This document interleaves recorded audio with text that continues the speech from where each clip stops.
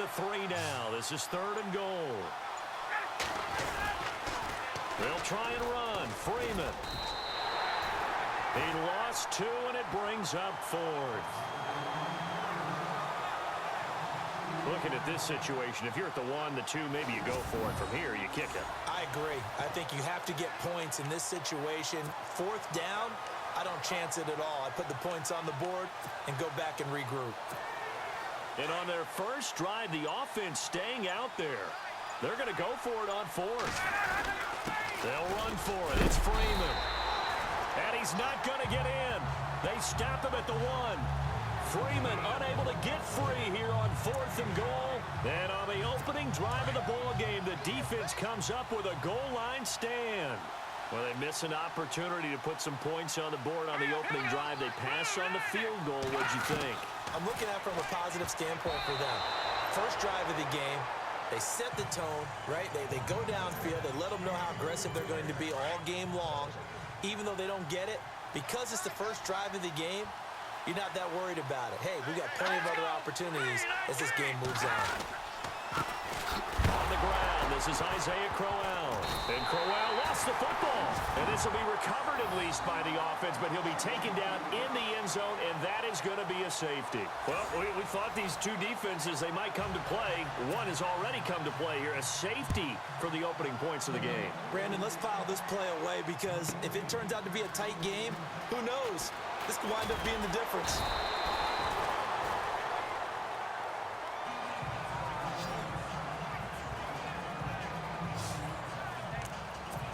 Now the Falcons offense gets ready to head back onto the field. And last time, they had it 4th and goal, rolled the dice, didn't get it. Now they've got to put that behind them, try to put together another drive. Hey, a simple tip of the cap. And that's caught inside the 35. A big play there. Ryan to Jones. 48 yards. Look, it's real simple. Julio Jones is not a one-trick pony by any stretch, but his ability to go up in the air and take the ball away from everyone, forget 50-50s. When it's the moment of truth and someone has to come down with the football, I'm betting Julio Jones usually does. The swing pass caught. A really nice gain of 25 yards. And let's not take for granted, in these conditions, that's never an easy pass and catch. You really got to find a way to drive the ball. You know, get your grip. You know, that's why we see some of the guys now that put the gloves on when they throw the ball in this type of a condition. Sometimes the glove might make it too slippery. So you got to figure out what's going to work for you. But how about the receivers? Looking back and trying to locate the ball coming through snow and making sure they have full concentration. To me, that's a terrific run on 1st and goal of the 3. They got 2 yards. I'd line right back up and give it to him again. Call it a gain of a yard as they get a little bit closer here. It's 3rd and goal. 2 straight shots on the ground. Now on 3rd, do you go to the air? I think the possibility exists, and if you're doing it, you're probably going play action since you ran it twice. But I often think that 2nd down is the time you go play. And he will fight his way into the end zone for a Falcon touchdown. Devontae Freeman taking it in. And the Falcons will extend their lead. Able to punch it in on 3rd down makes it easier for those guys on the sideline. They didn't have a 4th down decision to make. Yeah, could you feel the exhale? Because they were already thinking ahead, as all the good coaching staffs do.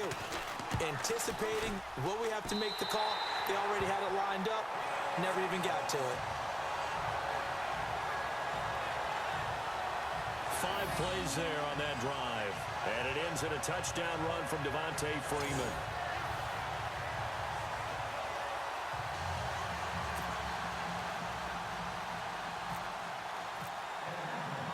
Here's Bosher to kick it away. On the return, Jabril Peppers. And it's a pretty good return here as he'll get it up to the 29-yard line. Now the Browns offense, they get ready to head back onto the field. And the last time they had the football, they surrendered 2 points on the safety. And they don't want to do that one again. No, not at all. It's almost like a bases clearing double, isn't it? Give up a couple of runs. Sure. just messes things up for you offensively. But now they've got to go ahead, take it, set it aside, and move forward. Let's talk a little football 101 here, because one of the keys to advancing the ball downfield, success on first down. Huge difference, as we know, between 2nd and 4 and 2nd and 8 and 9. He's got a man. It's Corey Coleman. And he takes this one all the way across midfield into enemy territory down to the 40-yard line.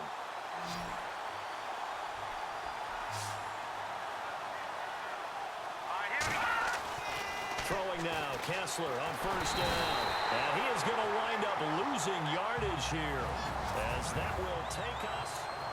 Back with Charles Davis, I'm Brandon Gaudin. The Browns with a football to begin quarter number 2, but they face a 2nd and long to start things out.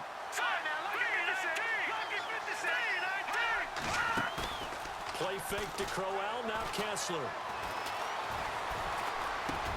Looking for Britt, intercepted. Devondre Campbell, the linebacker, picks it. And the return stops just a little bit shy of midfield at the 48-yard line. And this might not be the last interception we see, Brandon. Both of these teams like to throw the football, but here in this snow, ball's not going to always go where you want it to. And this one winds up getting intercepted. Looking deep for who? It's caught inside the 25. And he gets this one all the way down inside the 20-yard line. A very nice pickup of 33 yards. There will always be a place for methodically marching the ball downfield. But when you can pick it up in big chunks and strike like that and have explosive plays, that's often the difference in winning and losing. Those types of plays that can knock a defense off balance, that'll drive a team towards a victory. 18 yards there, and it'll be a 1st and goal. And a good quarterback facing zone coverage. If he has just a little bit of time to survey the scene, that's what's going to happen. No doubt about it. If there's no pressure, he's going to continue. And he will fight his way into the end zone for a Falcon touchdown. Devontae Freeman with his 2nd touchdown here in this first half. And the Falcons will add on to their lead. And always a good first half when you can hit pay dirt twice. And it never hurts to have that good feeling as the game moves on. Just think about halftime. If that's all he gets, he'll just sit there at the half and think, all right, 2 already. I can get some more. I can get some more. And he'll be encouraging his offensive line to create some space.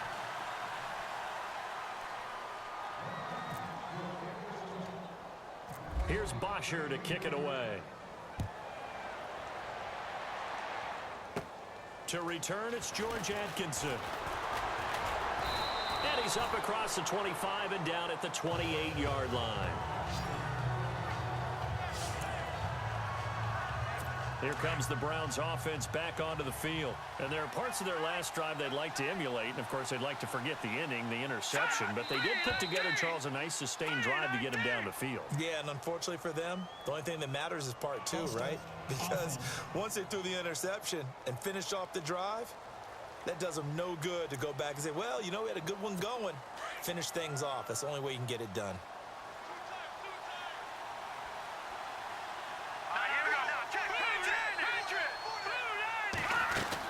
After the penalty, it's Crowell. Give him a couple on the run there. It'll be 2nd and 13. I think if they want to start getting back into this game, it behooves them to get better on first down. Yeah, certainly not what they were looking for there out of the opening play of this drive. Again, it's Crowell. And he'll push his way forward to about the 32. And it looks like a pickup of 6. That leaves him with 7 yards to go on 3rd down. But you've got to give kudos to your offensive line and the guy carrying the ball, because they were in a 2nd and long situation. It seemed pretty dire, but they brought it back to 3rd and manageable with that run. Throwing is Kessler on 3rd down. He's got his tight end in Njoku. And he will have first down yardage as he's brought down at the 41. It's a gain of 10, and the Browns are going to get a first down. Many different ways to create space, but on that play, he did it with that big, wide body of his. Didn't get a whole lot of yardage on the play, but it did what it was supposed to. Pick up a first down. And taking it across midfield and inside the 45. 17 more yards on that one as they keep the drive rolling. But we know one thing, Isaiah Crowell can run if given an opportunity. Had the longest run in the NFL in 2016, an 85-yard touchdown sprint, week 2 against Baltimore. This one not quite as long, didn't end in 6, but still great game. He was looking to get it to Kenny Britt that time, and it's second down. I tell you, Brandon, this defense is playing with some confidence. Haven't allowed a point yet. Flying to the football. I'm telling you, it's almost 11 to the ball on every snap. Another nice job there to force an incompletion. On second down, here's Crowell. And he'll take this one down to about the 40. Only a yard on the pickup there, so it leaves them needing a conversion here on 3rd and a tough 9. The best defensive linemen, they play with great leverage so they can get low and not get bowled over by offensive linemen. They have excellent hands. They can throw people off on a play. We just saw a great example of a really good run stop by a guy playing the defense. Looking for Britt, intercepted. Picked off at the 23. So that's back-to-back drives where they've thrown an interception. Ordinarily, we look at the offense and say, what's going on with your scheme? Maybe we should look at the defense and just give them a whole lot of credit. They've got them frustrated right now. Now it's Ryan. He couldn't quite hold it. Got hit. Ball pops out, incomplete. Well, he's been the guy, already over 100 yards here in the first half. Could have had a lot more if he would have been able to haul that one in. Yeah, in fact, our statistician Marvin was already handing me a piece of paper with that yardage totaled on it. He thought that catch was going to happen just as you and I did as well. Looking downfield for Jones.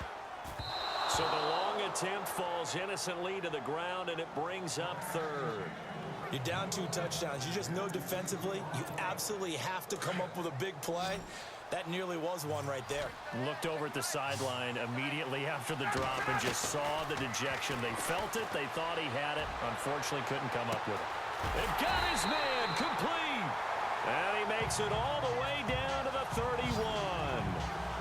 A big play on 3rd down for the Falcons. 47 yards. Well, it's one thing to complete that pass on a nice sunny 70-degree day, but in these elements, that's a tough thing to do. It is, and let's just put the whole thing together, not just throwing the ball. Trying to protect the quarterback now when you got the pass rushers coming at you. Maybe things are a little slippery on the field. The guys trying to cover downfield, wanting to make sure they keep their footing as the guys make their cuts. Looking back and locating the ball, you name it, it's difficult all the way around. But the guy throwing it, he may have the toughest task. This secondary has been roasted in this first half, and they're going to measure revenge there. Nice play on the deep ball. Yeah, they're going to need a few more plays like that in order to get their confidence fully back. But that's one step in the proper direction. And the play goes for 19 yards, gives him a new set of downs. And now with that completion, he's north of 200 yards here in the first half. And he's going to break our statistician Marvin, isn't he? Because Marvin right now is just... And this is caught for a Falcon touchdown. Levine Toilolo, a 12-yard touchdown grab, and the Falcons will extend their lead. So the offensive unit called the TO, and now we are ready to resume play. Bryant now to tack on the extra point.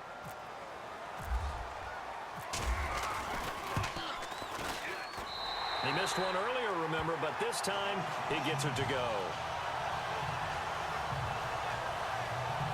That time a 6-play drive, and the end result, an Atlanta touchdown.